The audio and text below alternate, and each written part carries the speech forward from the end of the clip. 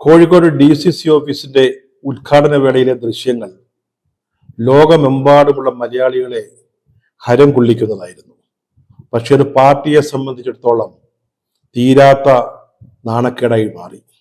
മുൻനിരയിൽ ഒരു സ്ഥാനം കിട്ടുന്നതിന് വേണ്ടി ഇടിച്ചത് രണ്ടാം നിര നേതാക്കളല്ല, പാർട്ടിയിലെ ഉന്നത നേതാക്കൾ തന്നെയാണ്. അവര് ഇടിച്ചു മുൻനിരയിൽ വന്നപ്പോൾ അവരുടെ മുഖത്തെ ഭാവമൊന്ന് കാണേണ്ടതായിരുന്നു.